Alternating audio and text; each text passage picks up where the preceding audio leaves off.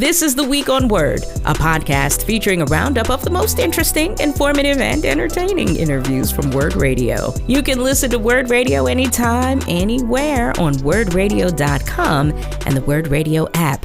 Give us a play and download it today. In this episode, author Dante King joined the Midday Break Room with Tiffany Bacon to explore the argument in his new book, Diagnosing Whiteness and Anti-Blackness. King asserts that race is not a biological reality, but a legal, political, and psychological invention designed to justify anti-Blackness. And URL Media co-founders Sarah Lomax and S. Mitra Kalita joined Evening Words with Dr. James Peterson to discuss URL Media's $5 million Knight Foundation grant, a major investment in the future of community media. But first, Dr. Nola Haynes, national security and foreign policy expert, joined Wake Up With WURD with Solomon Jones to unpack several unfolding global crises. Joining us now, a friend of the show, Dr. Nola Haynes. She's a former adjunct senior fellow for the Technology and National Security Program at the Center for a New American Security, and served in the Biden-Harris administration as a member of the International Security Advisory Board at the U.S. Department of State. Dr. Haynes, good morning. Good morning, Solomon. How are you? I'm good. How are you doing? I'm good. That's good. How was your holiday? It was quiet. Okay. Yeah, it was quiet. I'll leave that there. Quiet is good. No, I want some quiet. So that's good. Unfortunately, things are not quiet on the national stage. One of the things that happened, and I'm curious to know what you think about it, is the shooting of two National Guard members in Washington, D.C. Of course, this was an Afghan national who allegedly shot these two National Guard members. And that, of course, set off a bunch of policy edicts from the Trump administration about Afghans and about people coming into the country and about refugee status. And it seemed to fit their narrative. I wonder what you thought when you saw that happen with this person. Oh, it's really interesting because I worked with this particular community for 2 years, right after the United States pulled out of Afghanistan. There was this massive push on the American side to help our Afghan allies who worked with us in Afghanistan. Many of them at extreme peril and at extreme risk to them and their families worked and helped us. For the 20 years we were there in varying capacities. And so there were these different teams around the country where we coordinated and helped get our allies safely to the United States. And so when I saw this story, it was shocking and jarring because this is a community that I'm familiar with. This is a community that once they are here, to say gratitude and gratefulness, that's an understatement. And that has only been my experience with this community. So reading about this Pashto-speaking Afghan man, this 29-year-old man shooting these two National Guards members, there's still so much about this, Solomon, that actually just doesn't make sense to me narrative-wise.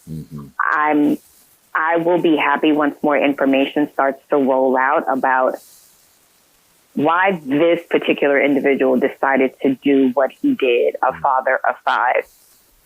I need more information here, Solomon. I don't know about you, but just none of this makes sense. Like, it just does not make sense. And unfortunately, we are in a situation where people, this situation has all but disappeared from the news cycle. Yeah. There's so much distrust with this administration. Conspiracy theories are flying left, right, and center to the point where I haven't talked that much about it because I need more information to come out before I can offer anything substantive. Yeah. Well, the interesting thing to me is that the person who's suspected in this shooting was part of a CIA-backed unit who worked, with the U.S. in Afghanistan and helped U.S. interests in Afghanistan. And of course, that's one of the reasons why he was one of the people who were welcome here. When I talked to Mike Waltz, who's a member of this administration, after the debate between Trump and Kamala Harris, I asked him, are brown people the only ones who aren't welcome? He got upset and basically said, look, I work with Afghans, they're brown and they're welcome. Well, now this has happened and that seems to be flipped on its ear. What are the connections between the United States and these Afghan allies who have now been welcomed here and maybe now that's at risk? Well, I'm going to push back on Walt a little bit because what I do know is, and Afghans will tell you this themselves, that they actually felt like after Putin invaded Russia, that we actually kind of forgot about them. We kind of moved on to the next thing. Now, there are a lot of positives here in terms of not the shooting, in terms of the Afghan story. The pullout was horrible. The visuals were horrible. People falling off planes. Yeah. I will never forget it. But the amount of Afghans that the United States in different capacities were able to get out has been pretty incredible. Like I said, I need more information because we live in a world now where something happens and everybody and their mama becomes an expert. Yeah. Yeah. Everybody and their mama gonna pile on and everybody and their mama is gonna become judge, jury, and executioner. I'm not about to play that game. I need more information because I need to understand why a man with that first of all, with that kind of training, why would you do something so loud, so visible, so horrific? There's something there that just isn't adding up, Solomon. Yeah. And this is, I am eager for more information to come out. I need to understand why this non-English speaking man woke up and just decided to go and do this act. A and B aren't equaling C here. Yeah, it doesn't make sense. It seems random for someone, with his background to do. I want to talk about what's happening with our military and the strikes on Venezuela. One of the things that's been in the news lately is Pete Hegseth and an admiral and who gave the order to do a second strike on a boat that was defenseless in the water with two people clinging to the side. As you've watched this play out, what have been your thoughts on that situation? Oh, my goodness. Okay, so I recently sat down with the fellas from the Find Out podcast, and we talked about this for at least a good 30 minutes. My feeling about what's happening in Venezuela, first and foremost, the way that we are talking about this collectively, I mean, kind of coming to the social media, social forums, if you will, people are talking about this in terms of potential war crimes. And so my hot take is this. It actually isn't a war crime because no formal declaration of war has been declared. Now, why does that matter? Am I just getting into semantics? Am I just being a professor? It matters because by calling it a war crime, there's an implication that there is some level of legal cover. Venezuela nor America has declared war. Right. So what we are talking about are extrajudicial killings, i.e. murder of citizens. This is why this matters. When there's a formal declaration of war, you can go to war, enemy combatants are killed, right? That is what war is. People die. That is an accepted fact. Now, what isn't accepted is when civilians are killed in conflict or war, right? But what we are talking about with these boat strikes are civilians because last I checked, anybody declared war. So you are killing civilians. We're not talking about enemy combatants. That is a big, big problem here, Solomon. And that is the issue. People aren't talking about it that way, but that's essentially what people are angry and upset about because we are talking about civilians. We don't have evidence. Even when this administration, quote unquote, attempted to brief the Democrats, and ranking member Meeks was talking about this on Threads on his social media. This administration offered nothing in terms of actual details and real proof as to why this is happening. Yeah. Yeah. And that's the thing I think that I keep coming back to. There's been no trial. There's been no charges. There's been no process through which the American people know why this is happening or even who it's happening to. They just blow these little boats out the water and say these people are narco terrorists. And I even have a problem with the term because narcotics dealers, they're capitalists. They selling drugs to make money. They're not selling drugs to make a political point. Right. That's great. You know, yeah. So I'm looking at this and I'm just wondering what is really happening with it. Now, what is Venezuela's role and place in our hemisphere? What is Venezuela as a country? What do they do? What do they produce? Well, for one, that lovely gooey stuff that comes out of the earth that Americans love. Mm-hmm. You know, we are in such an interesting situation because where it seemed we were becoming less reliant and less dependent on oil.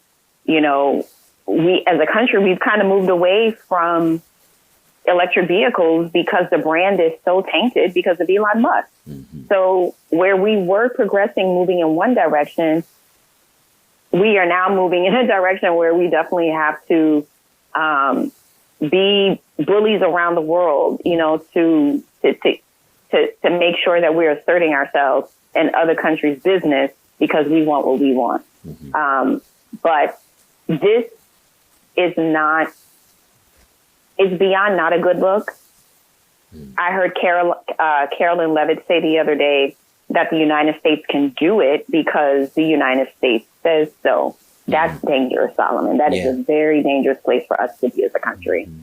Yeah, it is. And it feels like that's where we are with a number of things. You know, when I think about the attack on that boat, it took me back to Pete Hegseth and his speech to the generals and admirals, where he said, we also don't fight with stupid rules of engagement. We untie the hands of our war fighters to intimidate, demoralize, hunt, and kill the enemies of our country. No more politically correct and overbearing rules of engagement, just common sense, maximum lethality, and authority for war fighters.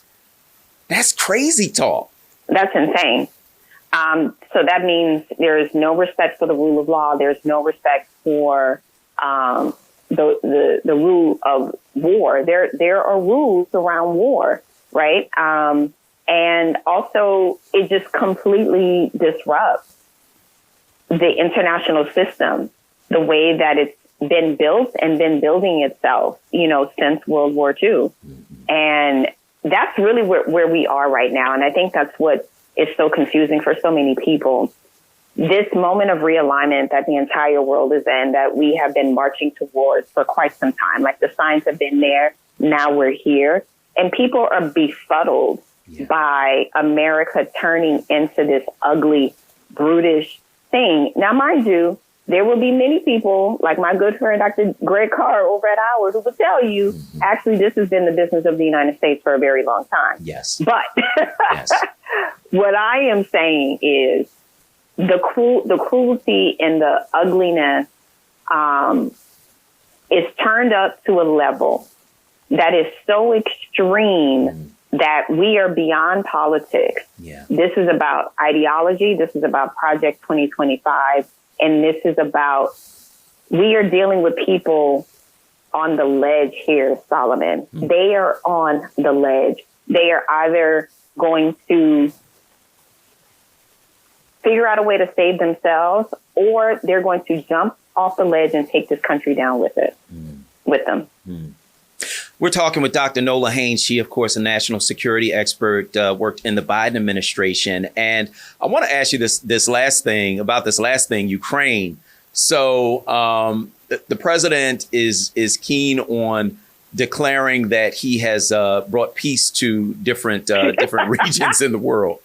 I mean, it's interesting to watch. You know, it's so interesting to watch. Ooh, bless his little heart. Yes, it's deep. So in Ukraine, they originally came with a deal that was supposed to be a peace deal, where they essentially were telling Ukraine to capitulate, give up some land, give up your weapons, give up your dreams of being part of NATO, give up everything. And Ukraine was like, nah.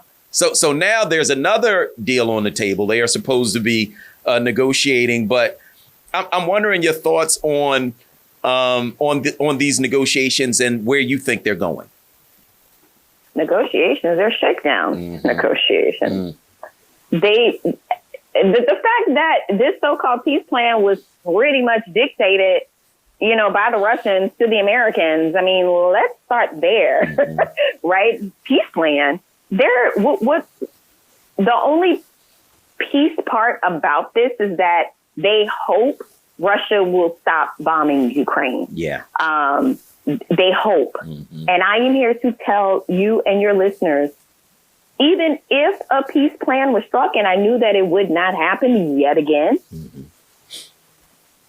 Vladimir Putin does not keep his promises. Yeah. Period. And so one of the many things that I was worried about, as January 2025 got closer, was Ukraine. Because so many people in the Biden administration, first of all, understood the long-term implications of why being committed to Ukraine was important, not just for Europe, but also for the United States, basically global security. And secondly, you have to have the appetite to continue to do something, to be creative, like, President Biden and General Austin were, in terms of bringing many countries together for them to be able to form a coalition to help support Ukraine against Russia. The appetite just isn't there with this administration. Yeah. And on one side, Solomon, some people could argue, some people could argue that all the money and all the assistance that we sent them, how does that help the United States? Why are we still sending them support? There is that school of thought out there. But if you understand the long arc of history, if you understand why stopping Vladimir Putin here matters, then you get why so many resources were spent to stopping Vladimir Putin. Because the moment you do not stop a Vladimir Putin, we have a repeat of 1939. Yeah, that's real. That's Dr. Nola Haynes. She, of course, a national security expert and former adjunct senior fellow for the Technology and National Security Program at the Center for New American Security. She served in the Biden-Harris administration as a member of the International Security Advisory Board at the U.S. Department of State. You're listening to The Week on Word. Why is WURD important to the community? It matters to me because I was only successful truly through Black media. If we're just keeping it all the way 100, like if it wasn't for Black media, you wouldn't know who a Music Soul Child is. Please support your local Black media, all Black media, because this is the media that supports you. We are giving voice to the community, and without the community, there will be no word. We are one and the same, and it is not a game. WURD. This is the Week on Word podcast, highlighting the top conversations on WURD Radio. Make sure you look for and follow us on social media. Up next, author Dante King joined the Midday Break Room with Tiffany Bacon to explore the arguments in his new book, Diagnosing Whiteness and Anti-Blackness. So it is my pleasure to welcome my next guest to the program. He is the author of several books, including Diagnosing Whiteness and Anti-Blackness and the 400-Year Holocaust. He is one of the creators of the Diagnosing Whiteness podcast, and he is joining us right now. Please welcome Dante King. Hey, Dante, how are you? Thank you so much. I am well. I appreciate being here. How are you? I'm breathing on schedule, honey, so I'm all right. I got breath in my body, so I'm good. I am very intrigued by your work. Before we dive into all that you have offered us in the book and the podcast, let's talk about your background and how you even got to writing the book, Diagnosing Whiteness and Anti-Blackness. Thank you. So I tend to just be an avid reader. My professional background is in human resources management, but my educational background is in African American studies. I have a bachelor's degree in African American studies and a master's degree in education. And I had just become immersed in reading different literatures, historical literatures, about race and racism. Some of them, Black Reconstruction in America by W.E.B. Du Bois, The Fire Next Time by James Baldwin, Malcolm X's autobiography.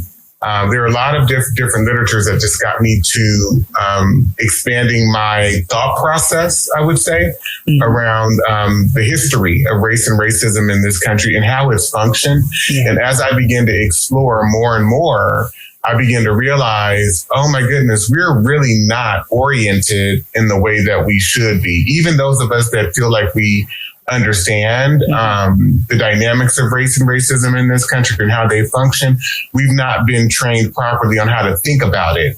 And as I dug, and I found, going back to the colonial period, various colonial statutes and laws that specifically targeted Black people in the most inhumane, insufferable ways, I began to have many more questions, which through a very long, enduring process, I began to evidence some answers. And so I just felt the need to write about it so that I could help re-educate and reorient, not just Black people, but everyone in America on this topic. First, thank you for that and for taking it upon yourself after you've done a lot of reading to do even more and then to share what you've learned with other people in ways that they can digest it better. Considering we're in a extremely divisive climate, we're in a space where we're watching our history be erased before our eyes. We're watching that shift happen. What would you say to people who still deny, and I'm talking about Black people in particular, who still deny that racism is a problem, that it's a thing? Well, I think Black people, we have to examine our own history.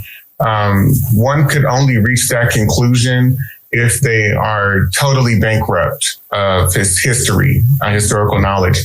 We don't even have to go that far back in terms of 300, 400, 500 years ago. We can go back 65 years in this country prior to the 1964 Civil Rights Act and locate many states across this country that had laws and policies on the book that said Blacks can't go here, Blacks can't eat here, Blacks can't do this, Blacks can't do that. They had whites only signs up, and that was based on laws and statutes that were in place. But I think we have to take to task, and this is part of what I take to task in my book, that, race is not real. It is not biological in any way whatsoever. And so whiteness and Blackness were constructed and defined through a legal process, through legal processes. It's been defined socially, culturally, politically, and institutionally. And if you study, why race was created via the 1790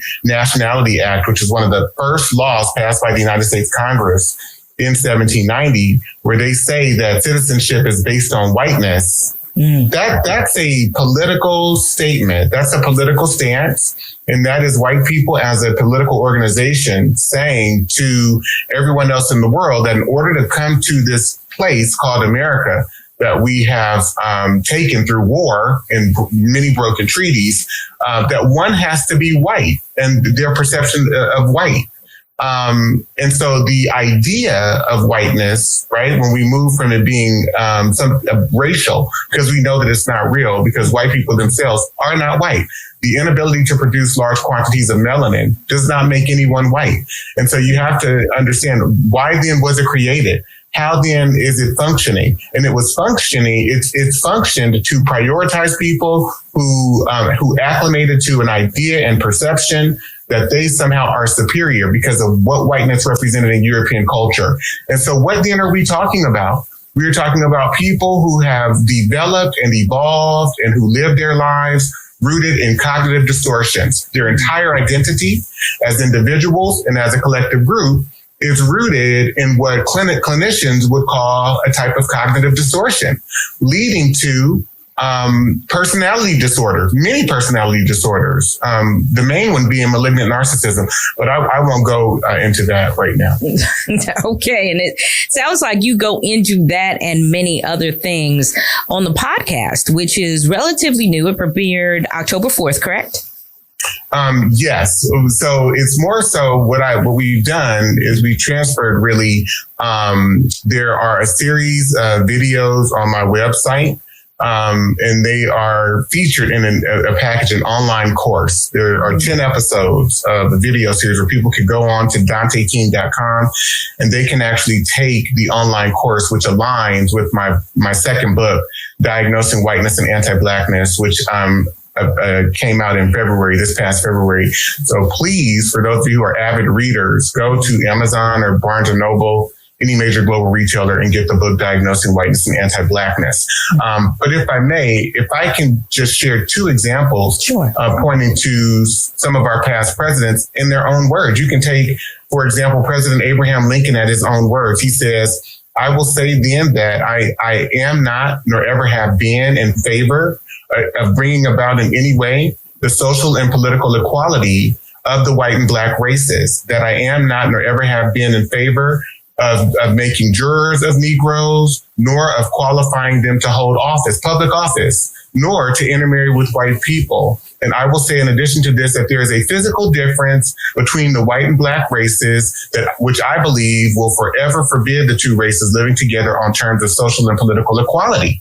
And in as much as they cannot so live while they do remain together, there must be the position of superior and inferior. And I, as much as any other man, am in favor of having the superior position assigned to the white race," right? Mm-hmm. That is a political and cultural statement that he is making, right? And it's evidenced through thousands of laws that then are implemented through every state in the United States of America, as well as at the federal level in terms of Supreme Court decisions that come down after Black people are granted citizenship. And so if you go to his successor's words, President Andrew Johnson, he says if Blacks are given the right to vote, that would place every splay-footed, bandy-shanked, thick-lipped, humpback, flat-nosed, woolly-headed, ebon-colored Negro in the country upon an equality with the poor white man. He says, as long as I am president, this will be a country for white men and a government for white men. And I think any Black person or non-white person who questions the history or white people's motivations, they have to go and seek out information for themselves. Because the one thing I will give white people credit for is that they know their history.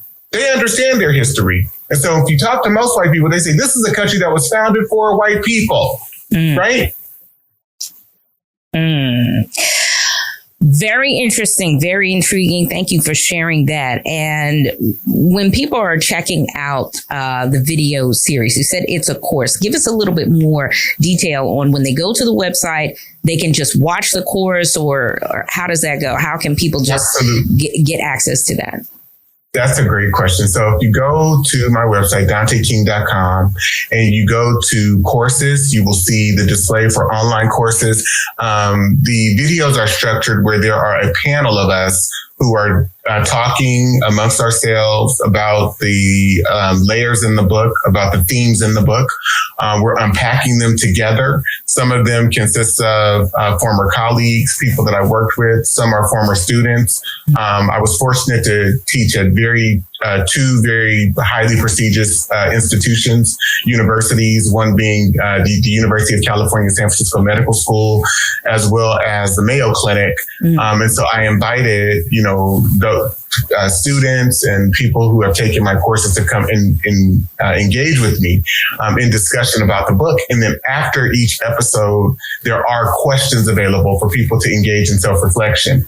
That is true for my book as well, because I wanted to compel people to begin to ask, challenge themselves by inviting them in to consider some of the same questions that I had to ask myself while during my research process. Okay. And do you share your resources? Do you share like a bibliography and where other people can find the quotes that you just pulled from Abraham Lincoln and Andrew Johnson? Can you direct people where they can find that and more? Absolutely. So if you go to the back of my book, I have over 400 sources and references that I quote from and there are many, many, many more sources, but those are the ones that I included in the book. And so I urge people always, don't just read my book, but go through the references list and access. And as you're reading the book, highlight certain references that I'm quoting and go and access those sources for yourselves. Mm-hmm. Those quotes, especially the one from Abraham Lincoln, just makes a lot of people say, including me, what did I learn in school? What I learned in school was the exact opposite of what that quote says. And it's interesting how those bits of information are left out and a narrative is constructed that we just digest as young people and just believe it until we see or read something different. Yes, it's called assimilative indoctrination. And for African American people, it's been forced onto us because we don't control the institution that distributes or disseminates our education. We never have. And so we've never been in control of the information that we're receiving. But not only that, we've never been in control in how we come to think about it. So we are even oriented into this discussion around race and racism in a very reductive, a very remedial manner. Black people do not understand race and racism and I would say for the most part, to the degree that it functions in this society and in this culture. Because if we did, we would then understand that we too are complicit because we get our cultural orientation, our language, our logic, and our way to even process and think about information from white people. We get everything in terms of how we see ourselves, the standards and the norms by which we measure ourselves, our value and worth by.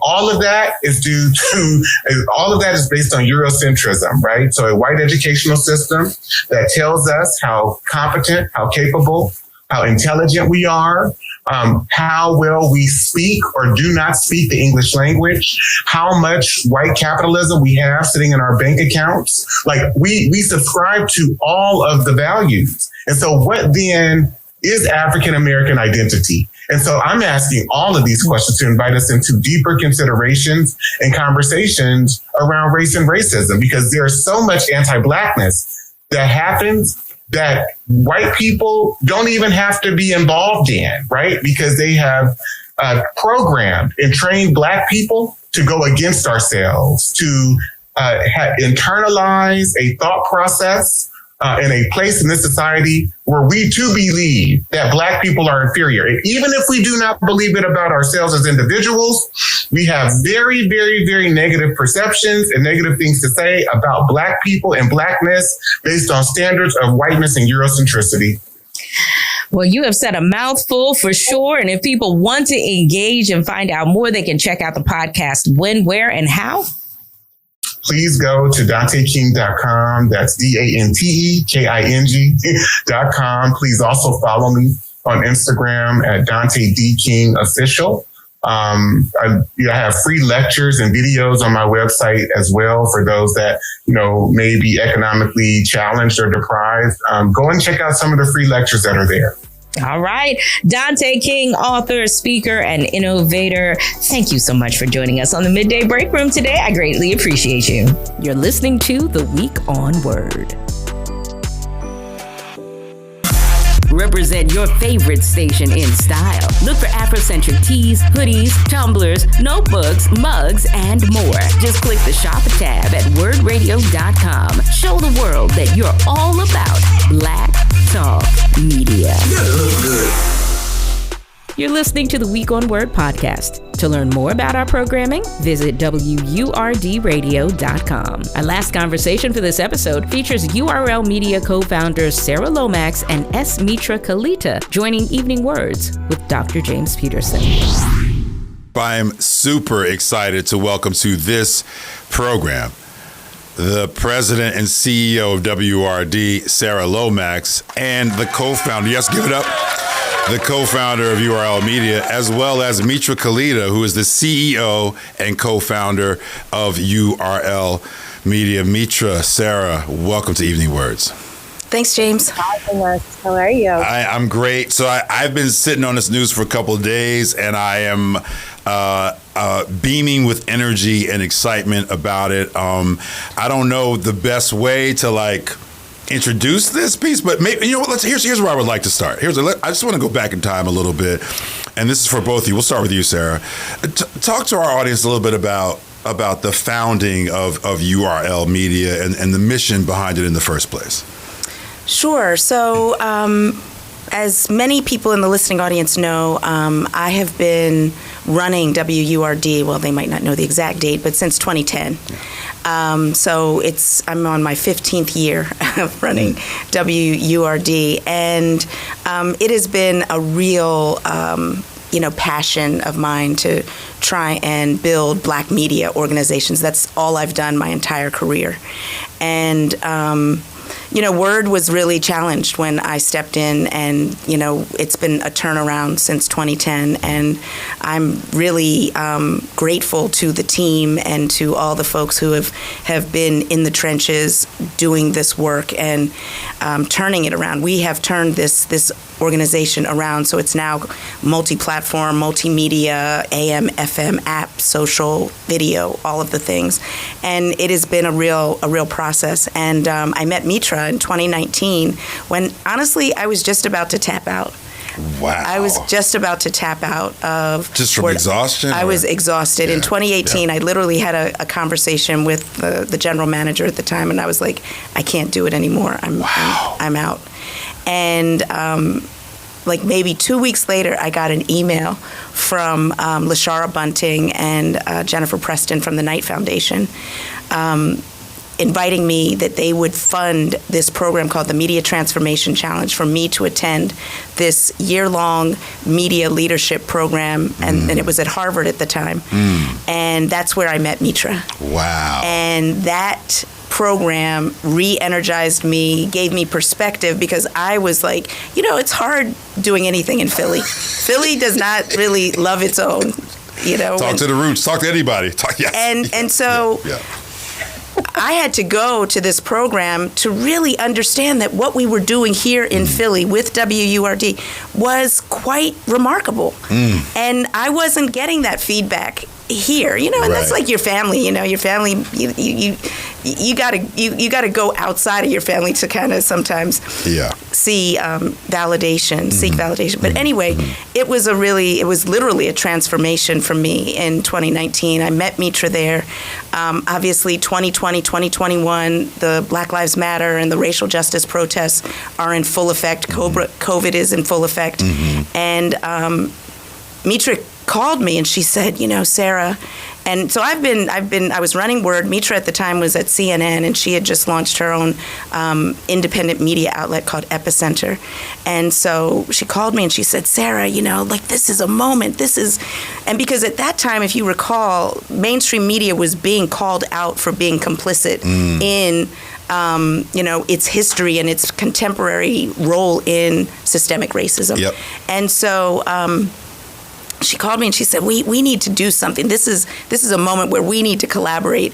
And so we started thinking about what could that look like? Are we going to start a new, digital media outlet or whatever. And we started talking about the fact that, like I have been a Black media entrepreneur my entire career. There are all these media organizations, Black and Brown, and what Mitra was doing in Queens, that were doing great work, have always been under-resourced, underfunded, but had trust and audience, but did not have scale. And so we said, what if we started this network of Black and Brown media organizations? And we started with 8. WURD and Epicenter Media's outlet were 2 of those 8 when we launched in 2021.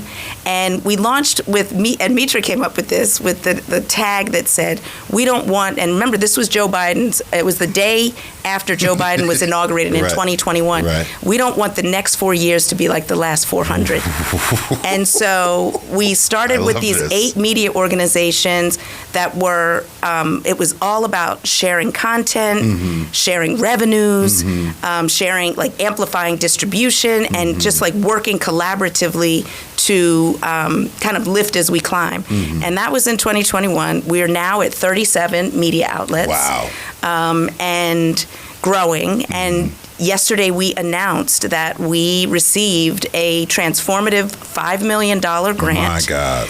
To build this network of Black and Brown media organizations over the next 3 years, to scale to 100 media partners over the next 3 years, and to also extend into this creator journalist space, which is a new thing, to the tune of 250 creator journalists. So we're looking at a national movement of, collaboration between Black and Brown communities, media outlets, et cetera. So Mitra, dive in. Well, I will say this could be like a word love fest if you want it to be. Let's go. Before I got into business with Sarah, first of all, I think it's worth remembering when we met, I was at CNN and she was at WURD. She just made that point. But we came from 2 really different worlds, right? And so I had all the resources. There's no bigger, literally we were the biggest news site on the planet. And it's a very well-resourced organization. When I started there, we had about 4,000 people. Wow. Yeah. And when I left, it was about 3,000 and some change. So there were some cuts, but still, like, you could do a lot with thousands of people. And so that's the scale. And yet we struggled with trust. We just would, and this was, I was there during the first Trump administration. And so every conversation, every news meeting was like, how can we get people to trust us? And so I just want you to picture me and Sarah at Harvard. I just want to remind everyone we were at Harvard University. And so that's my world. All the resources, none of the trust. And then Sarah gets up and gives her presentations. She doesn't have all the resources. She's worked in Black media her whole life, right? No resources, actually. Under-resourced. But so much trust. All the trust in the world. So much love. And... I was I was familiar with talk radio, but through the lens of journalism, for me, it was also really interesting because the last, I've been in media for about 30 years. The latter 10 years have largely been in digital media, where we've been obsessed with listening to our audiences. And talk radio has known this forever. Before we had the internet, there's kind of this listening to your audience and pivoting accordingly, and really kind of a give and take and a comfort with that. And so I learned a lot from Sarah in that year at Harvard. Before I got into business with her, I will tell you, it was in the summer of 2020. Well, it felt like the world was ending in some ways, but we had these glimmers because of the racial justice protests. And I'm sure you remember, James, it was like the world suddenly discovered Black and Brown people in a very different way. Stunning. Right? It was a stunning moment. It didn't last, Mitra, but it was a good moment while it lasted. It never lasted. It didn't last, but we both said for us who've been doing elements of the work our whole lives, it felt like something was different. So I listened to WURD. I just got on YouTube and just listened to WURD for a few hours while I was like working around my house.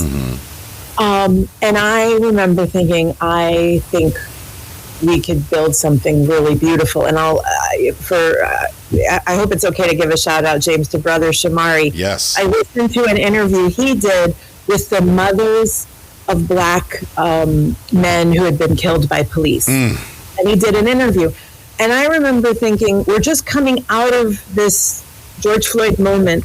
But these interviews are like nothing I've ever heard in all the years that CNN and all these other places I've worked where we've been covering it, because there was just an intimacy in the way he did those interviews. And I thought, well, that's the power of community media, that's the power of pop radio, and that's the power of potentially this moment if we can scale what are largely decentralized but trusted news organizations, and we kind of get out of the way. Let them do their thing, but give them the resources and the scale that's needed. And so that's where the idea was born. We're happy to talk about the 5 million. James, you tell us, where do we go? So when I first heard this news, it gave me chills, right? Because one, I'm just so happy because I see how hard Sarah works and what she kind of has to go through to make this whole thing sustain. I've seen that for years, right? So I got chills because this is also a moment, right? We're in a moment where this kind of support under your leadership, both of you, your capable leadership, it's really like it's like a lightning strike. I know everybody doesn't see it and hear it, but because of where I'm sitting, I can see it, hear it, and I can feel it like in my chest, right? And so I think, again, but to both of you, as you think about that process of scaling up, and Sarah, I've said this to you so many times that one of the most powerful things to me about WRD is our power to convene, the power to bring community together. Thinking about that at the level of URL to me is just, it's a little bit mind-blowing because, and you both of you all know this, we've tried to have as many of the partners in URL on Evening Words as possible,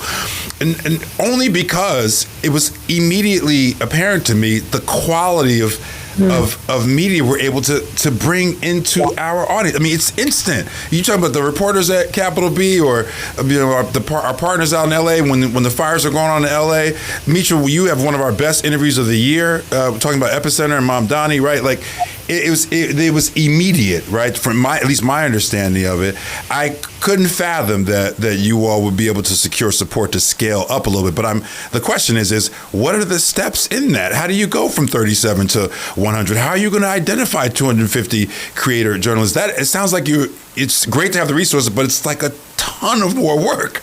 Oh, wow. Yeah, it is absolutely. But one of the things that defines my career is we do a lot of work, usually without very many resources. Right. So, this is literally the first time in my career, and I've been at this for over 30 years, that we actually have resources to match the ambition.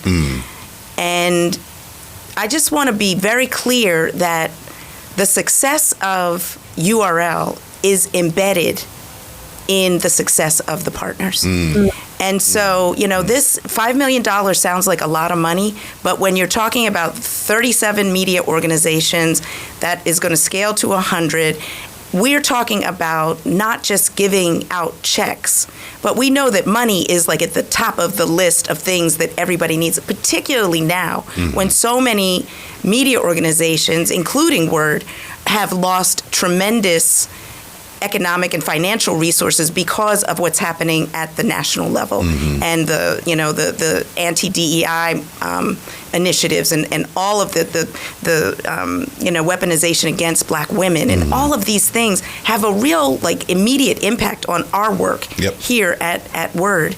And so the need is tremendous right now. And so I'm super grateful for the Knight Foundation because there are so many sectors in the business community, in lots of spaces that are withdrawing resources, that are saying we're going to just tap out on multiculturalism, on diversity, on Black and brown and all of that stuff.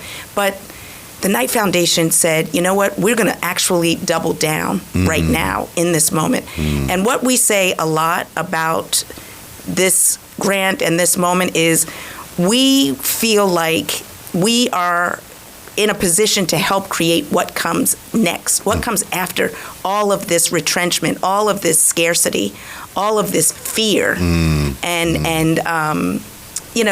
so I'm incredibly excited. It's a lot of work, but at least we have the resources. I've been doing the work forever without resources. Right. Yeah.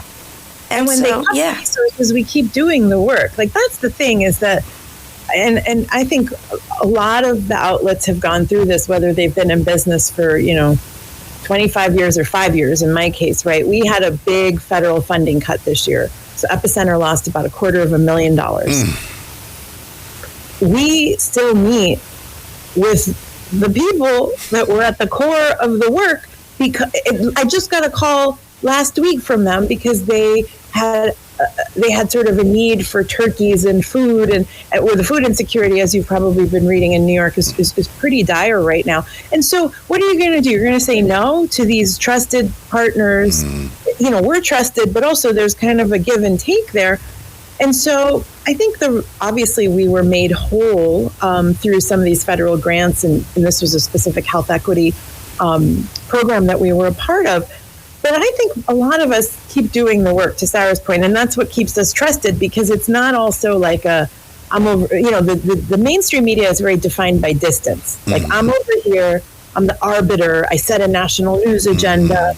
There's this kind of guise of objectivity. I hate that. I hate the fake objectivity in the media. Yeah, but you're distant. And for us, I think we're like right in it. We, Epicenter, we always say, and we live here too, right? We often have kind of the same troubles that people are, right now with the immigration situation in New York, that's a perfect example where a lot of us have families who are affected. And so that kind of what Sarah's laying out of, like, we've been doing the work anyway, to be resourced for it in this moment is very affirming. It also puts a lot of pressure on us to make sure that we're continuously giving back, right? That we have to make sure that we're building ecosystems. And of course, much of it is defined by media.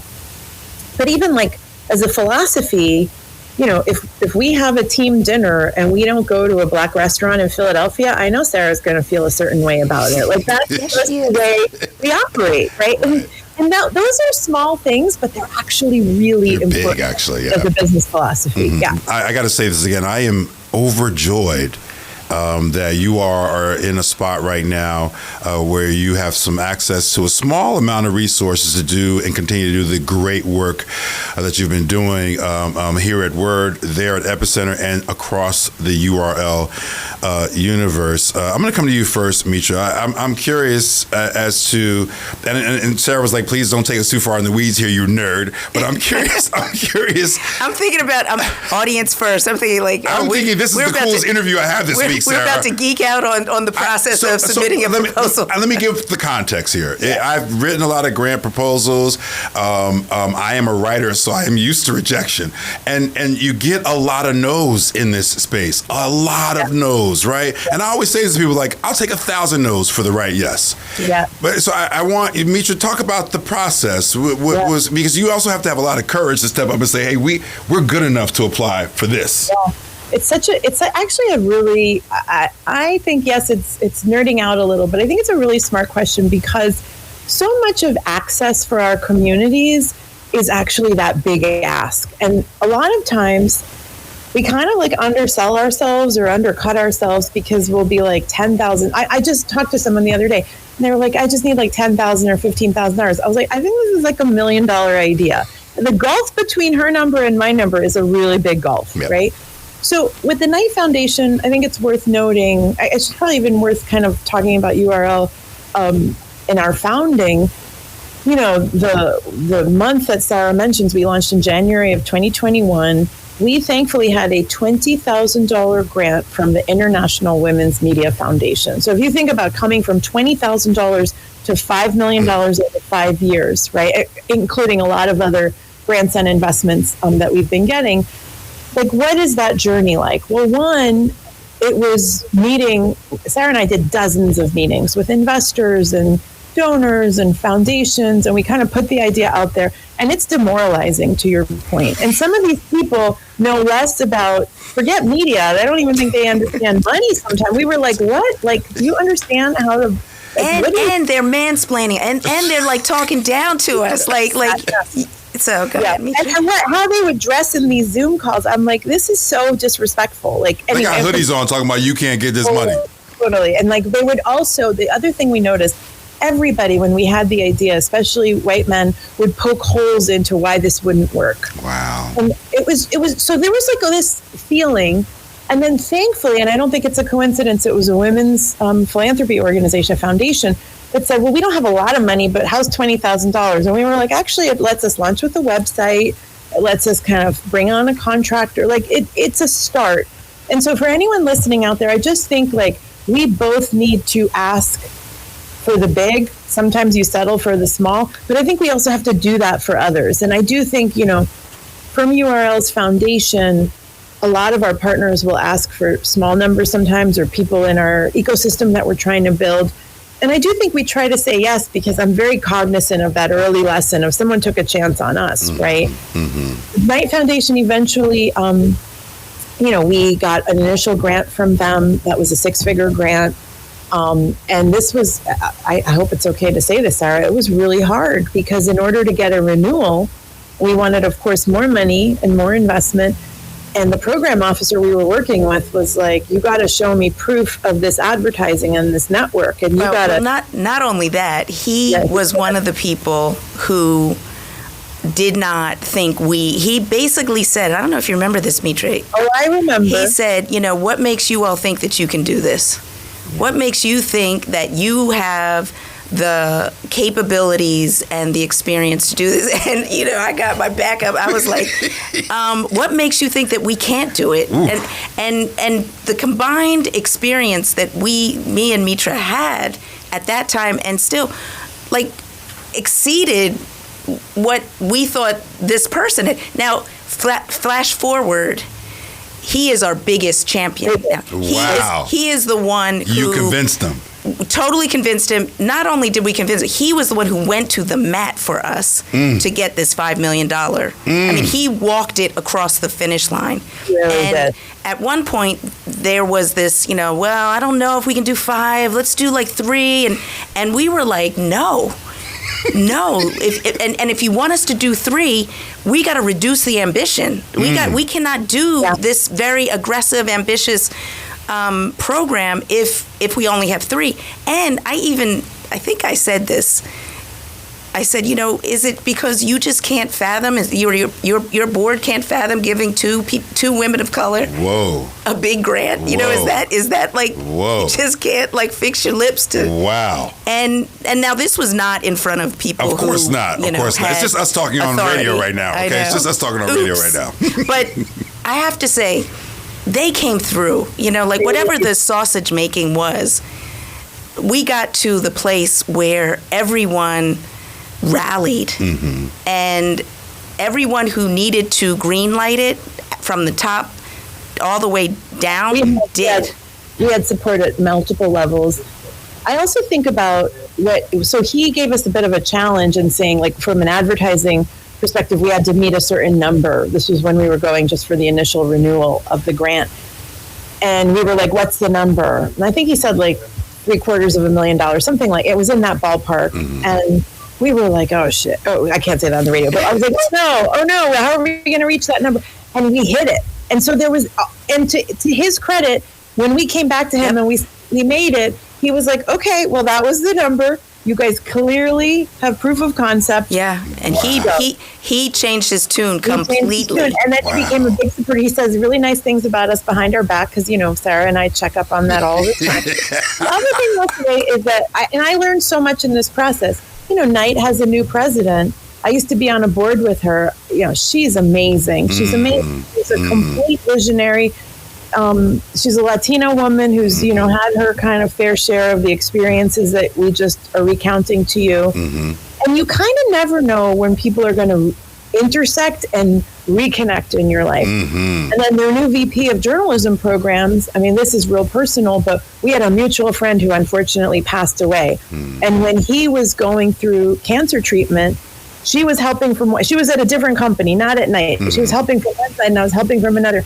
There's something about life that I'm like, this is not a coincidence, that all this comes together. And, you know, she was kind of in the background because the $5 million was already in process. But I know how she operates as a human. She's an amazing, because you see when people are at their most vulnerable challenge points, you can see it. Yeah. And, you know, she would like walk this guy's dog. And I mean, there's just something about the humanity And I think what we do, that it's all really connected and it's all really important. So that's. Yeah. And I would add, we had a contractor. Mm-hmm. This was major. We had a contractor, an independent contractor, who really, the combination of me and Mitra and one of our chief of staff, Janelle Zagala, and this contractor, Zach Silber, there was like just this urgency and this attention to detail. Mm-hmm. And, we were able to put together a proposal that really was very specific mm-hmm. and measurable and integrated mm-hmm.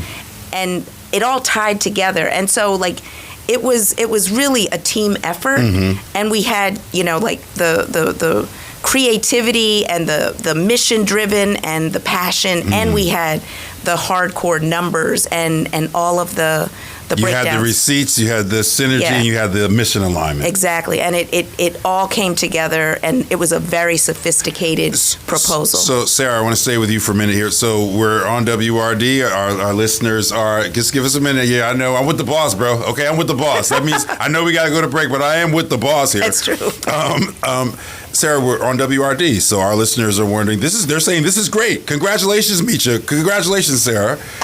But what does this mean for WRD? What we understand URL. It's an incredible network. They've been listening to URL media entities all year long here on Evening Words. What does it mean for WRD, Sarah?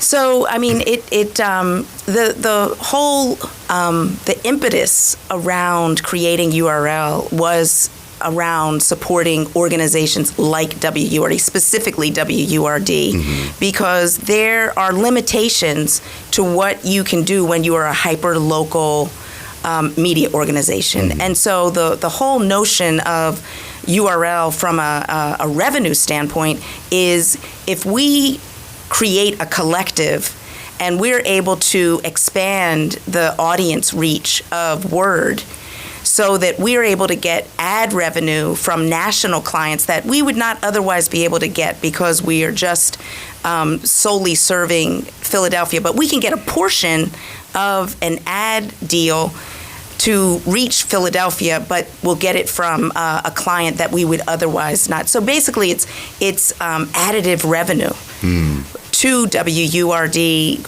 through a network and through an ad process that is tapping into clients that we would otherwise not be able to get. It is amplifying our content. So, you have been on a bunch of mainstream media. You were on, I guess USA Today's show because a URL person tapped you.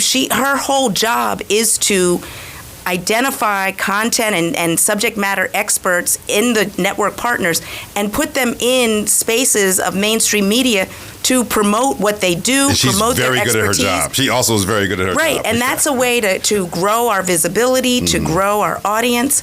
Like this grant will allow us to understand our audiences better because we're going to create a digital insights platform that will allow us to really survey our audiences. That's one of the biggest challenges that independent Black media has. It's like it's hard to know and quantify from a third party who your audiences are with organizations that really are focused on understanding your audience, because there are measurement audiences that historically undercount Black and brown communities. Yep. And so we are going to be doing it differently so that we're going to get actual reliable data insights on our audiences that will help us to grow. And it's just it's an opportunity to share content, to do professional development, collaborate, convene. Yes. So, there's a lot of tangible and intangible benefits that I know will accrue to WURD. Otherwise, I would not do this. Right. I would not. It's a lot of work, and it's got to be, at the end of the day, what we do at URL has to be a benefit to WURD, to Epicenter, to Capital B, to Native News Online, to the Haitian Times, to El Tecolote. It has to be a benefit to all of our organizations for this to work. Mitra, I'm going to give you the last word here because we do have to get ready to go. Talk about some of the things you're excited about going forward with this support from the Knight Foundation. Yeah, I mean, I think we're inverting the whole equation. I look at how I set a mainstream news report for most of my career, and it was very top down. And I think for the last 5 years, when we've been building URL, there are elements we could just point, and James, you and I talked about this the last time I was on. Let's look at the most recent election and this issue of affordability and housing. I could probably point to a URL partner having some headline on housing affordability every day over the last 5 years. And I think for mainstream media, it's just over the last 6 months to 1 year. That part. And so what I'm excited about is the ability to really surface these stories from the ground up. I'm excited Sarah mentions the data that we were able to kind of convene and go after in much more meaningful ways. Just quantifying our people as a market not just feels powerful, but more important than ever before. At the end of the day, we're in a capitalistic kind of numbers-driven society. Our people are definitely a market. There's no question. And so we can't be ignored. I'm excited to make that case. And then the last thing I'll just say is that there's a lot of questions over Black and Brown solidarity. And I think Sarah and the endurance of this partnership, I mean, both of us, she hasn't let me down yet, and I'm trying real hard not to let her down. There is power in the way that we work together, both of us together, but also the partners and how we're all working together. I think that's an incredibly powerful message right now.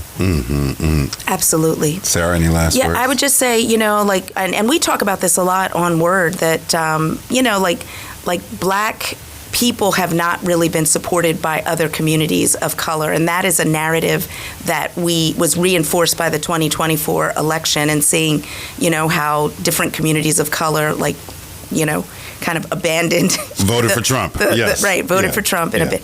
And so, that really we had to really wrestle with that. Is there really a coalition here? And where I have landed is, yes, there have absolutely are it's fractious, and it's not kumbaya. There is anti-Black racism in all our communities, but there's also a lot of people who want to work together. And so instead of focusing and doubling down on the people who have abandoned Black and Brown solidarity, how about we lean into those that believe in it? And when we aggregate our power, I mean, imagine what that looks like. I mean, I think of Fred Hampton. I think of people who, Martin Luther King, people who really began to look at how you build coalitions across racial lines. And that was seen as incredibly powerful and incredibly dangerous. And so, that's why they assassinated Fred Hampton. That's why they assassinated Martin Luther King. I mean, yes, that's true, but let's hope that this is a new day. And that is what we are trying to cultivate, is this solidarity that has power, that has teeth, that has the ability to change the way this world moves and operates. And so it's big idea, big goal, but I think it's possible. Well, congratulations to you both. Congratulations to URL, to WRD, to Epicenter, and all the partners within the network. I'm so excited for you and so happy for the work that you're going to be able to do going forward. Anything you need from me, Mitra, Sarah, you already know this. Please. I know. And we will be calling on you, for sure. For sure. Sarah Lomax and Mitra Kalita, co-founders of URL Media. URL Media was recently awarded a $5 million grant from the Knight Foundation. Sarah and Mitra, thank you so much for joining us here on Evening Words. You're checking out The Week on WURD. I'm comedian Lunell, the original bad girl of comedy, and you're listening to WURD Radio. WURD has always been a platform for Black people in Philadelphia. We are giving voice to the community, and without the community, there will be no WURD. We are one and the same, and it is not a game. WURD. Progressive Black Talk Media. Thank you so much for listening to this episode of The Week on Word. Let's stay connected. Sign up for our newsletter and listen to us online at wordradio.com and on the Word Radio app.